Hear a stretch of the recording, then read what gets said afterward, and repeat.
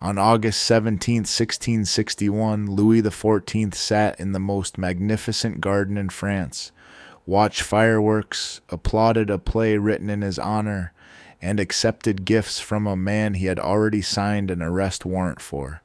The host's name was Nicolas Fouquet. He had spent 3 years and 16 million livres building this estate. He was about to lose all of it in 19 days. He didn't know that yet.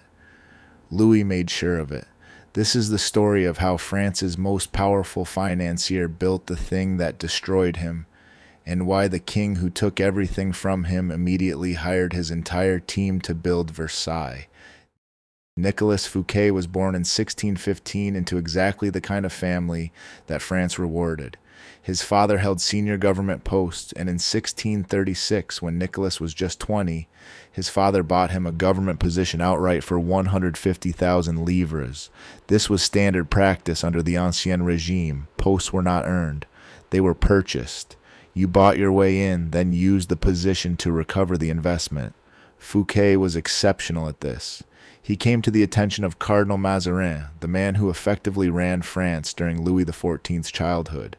At 19, Mazarin sent Fouquet on his first significant mission: go to Lorraine, review the financial accounts of a regional duke, and determine whether he was siphoning money that belonged to France. Fouquet went. He found the discrepancies, a teenager doing forensic accounting for the most powerful man in France, and he did it well. By 1653, at 37, Fouquet was appointed superintendent of finances, the man responsible for managing the entire revenue of the French crown. He was the youngest person ever to hold the position. The royal finances were in catastrophic shape. Decades of war under Richelieu and Mazarin had drained them. Less than half of the taxes collected across France were actually reaching the treasury. The rest was disappearing along the way, siphoned off at every level of the collection chain. Fouquet understood this system completely, not just to fix it, to use it. Here is how he made himself rich. The French crown constantly needed emergency funding beyond what taxation could provide quickly. When it needed cash, it borrowed.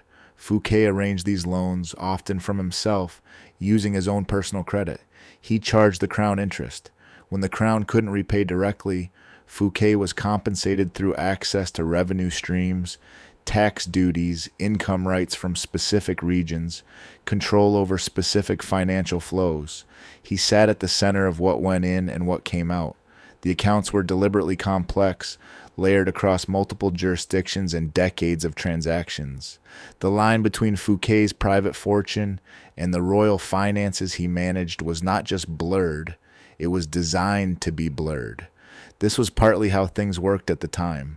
Historians note that Mazarin himself had operated similarly, and many of the practices later used against Fouquet had been standard under his predecessor.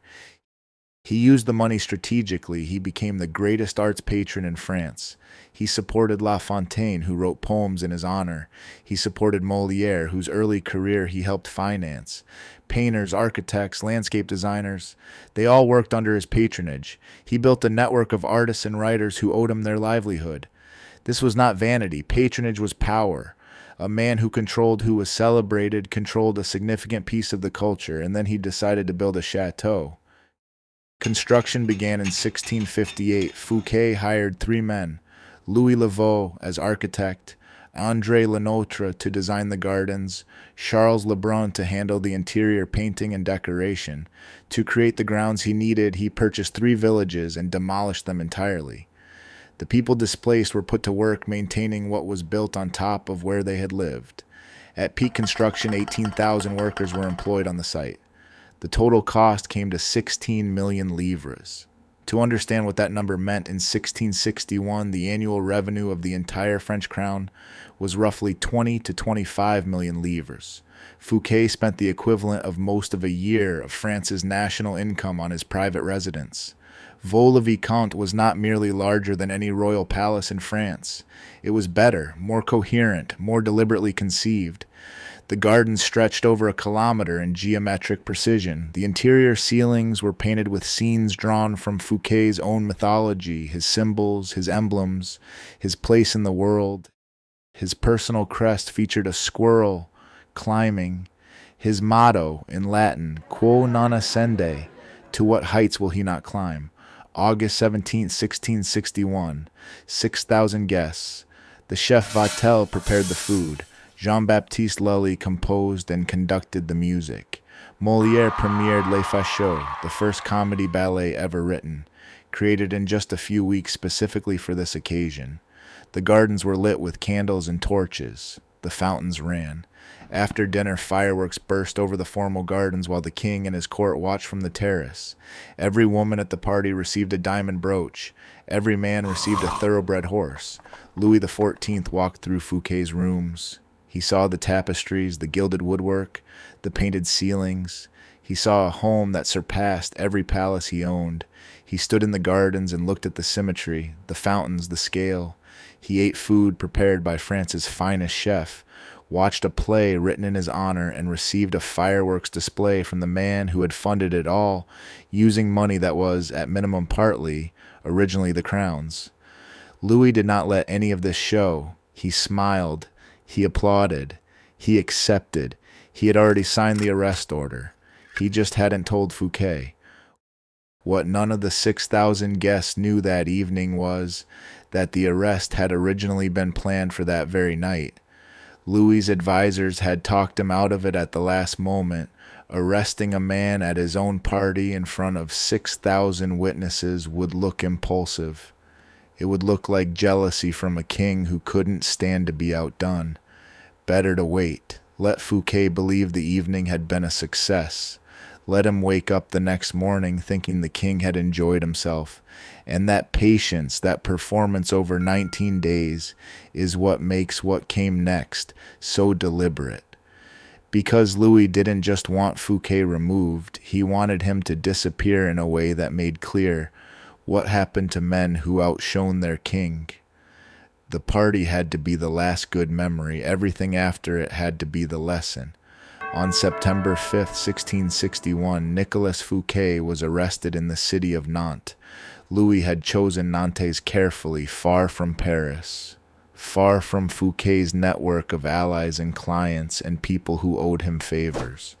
The man sent to make the arrest was Captain d'Artagnan, Charles de Batz-Castelmore, the real Gascon musketeer whose life would later inspire Alexandre Dumas' fictional hero.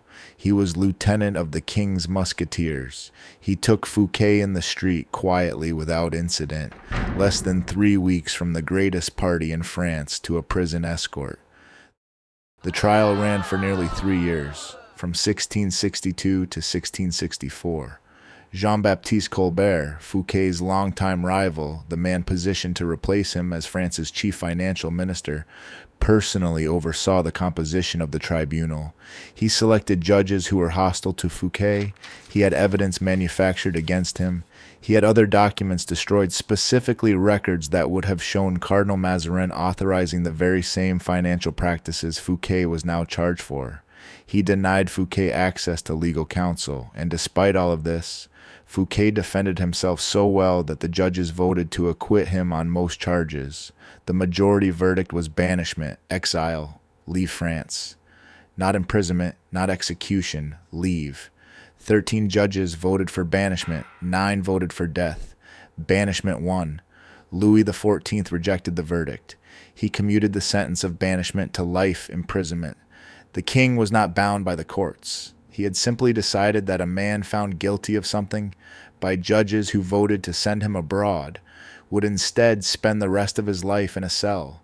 The fortress of Pignerol sits in what is now northwestern Italy, in the Piedmont Alps. In 1665, it was a French military stronghold, chosen specifically for its remoteness. The journey from Paris took weeks. Fouquet was placed in solitary confinement.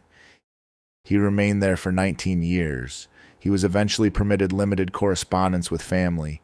He read, he wrote, he petitioned. The petitions produced nothing. By the late 1670s, there were discussions about clemency. Fouquet was in his mid-60s in poor health, and had by any reasonable measure been punished far beyond what any court had actually sentenced him to. Nicolas Fouquet died at Pignerol on March 23, 1680. 19 years after D'Artagnan walked him away from the finest evening France had produced in a generation. Louis XIV never visited Pignerol. He was building Versailles.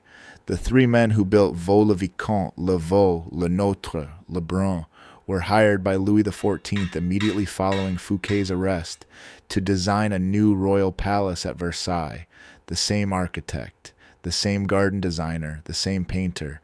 The visual language of Versailles is the visual language of Vaux-le-Vicomte, scaled up with royal money and royal ambition. The gardens that became the symbol of French absolute monarchy were conceived by the man who had designed Fouquet's gardens. Every element of Versailles began in a conversation funded by Nicolas Fouquet. Fouquet was not innocent. He had made a fortune through his control of the royal finances in ways that benefited himself at the crown's direct expense. He was guilty of something real, but so was Mazarin, so was Colbert, so was virtually every financial minister in France before him.